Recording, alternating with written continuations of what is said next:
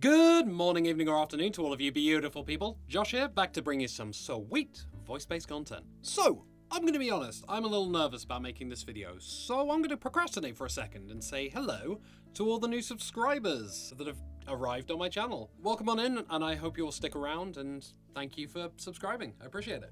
Right, so, nervous. Yeah, I'm nervous about making this video.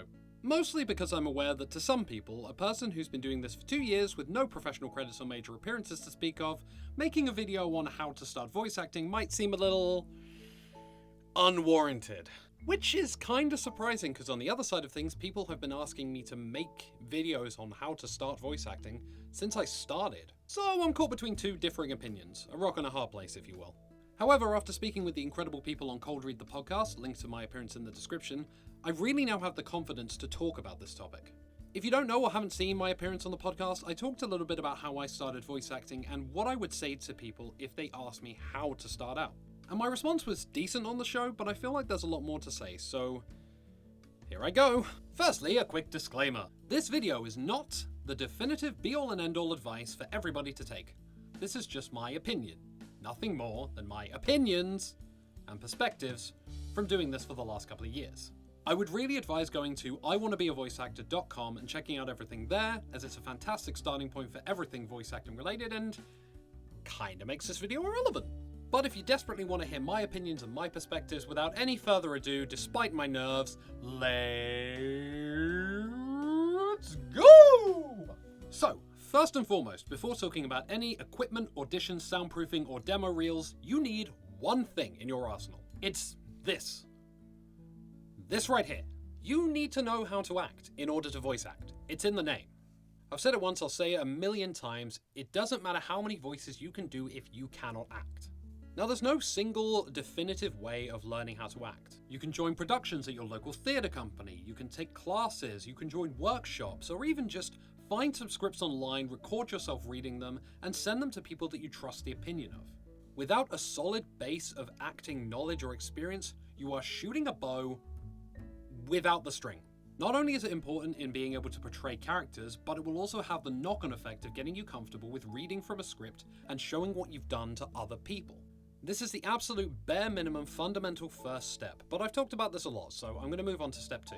Next up, once you have some acting experience under your belt, get a mic, get a pop filter, find a decent space, and start auditioning. Now, I could sit here and give you a million different microphones and a million different soundproofing techniques, but chances are 99% of them are going to be irrelevant to you. What you will need is entirely dependent on your space, your setup, and your budget. But the one thing I can say definitively is do not go crazy from the offset. You do not have to spend hundreds of thousands of pounds or dollars or yen, whatever your currency is in your country. You don't have to spend a huge amount to get a decent setup. There are people who are getting paid roles recording in a closet. Just get yourself a decent microphone, find a decent space with minimal reverb and background noise, and get auditioning. There are tons and tons and tons of free resources online for how to get a decent setup together. Do some research, find what works for you, and get on it. Okay, so you've got the acting experience, you've got the mic, you've got a decent setup, you're ready to start auditioning, you're throwing them out there, which moves me on to step 3. You have to prepare for rejection. There are hundreds, if not thousands, of voice actors online who all want a shot at this. And these people no doubt will be looking at the same auditions as you and thinking to themselves, I'm going to give that a shot. You will not get every role you audition for. That is just a fact. In fact, in most cases, you won't get 80% of the roles you audition for. And even then, I might be being a bit generous. This does not mean you are a bad voice actor. It's just an extremely competitive world and an extremely subjective world. One man's worst audition is another man's best. Don't take this to heart. Don't take it personal. It's just the nature of the beast. It is part of the journey. Just keep auditioning, keep going, and you will improve. You will get better. Think of how good it's going to feel when you can look back and see just how much you've improved. And that's the thing. On this journey, if you work in it, you will get better. You will be miles ahead of where you start, depending on how much you put into this. You've just got to be willing to keep going. Finally, and this is a big one, possibly on equal footing with learning how to act. And I cannot stress this enough. Do not be a dick. The voice acting community is one of the most wholesome, welcoming, and helpful places I've ever been a part of. Every voice actor and director I've come across, always willing to help and offer advice. It's probably one of the few communities in the world where we want everybody to succeed. That's why you see so many voice actors collabing with each other, working together, helping each other with auditions. Even just retweeting auditions on Twitter or tagging people in those auditions. This is a community where we want people to succeed. But if you go in being a dick, complaining about not getting roles, disparaging other voice actors, and generally just being an awful person, you will kill your chances in a heartbeat. And I've seen it happen.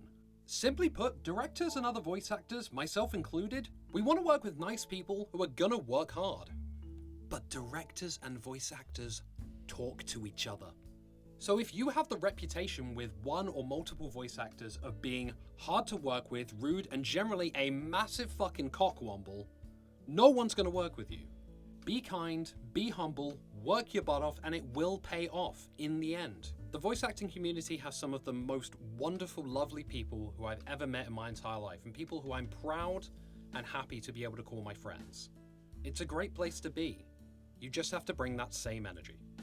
And there we go! So that is my advice from my perspective on how to start this wonderful journey.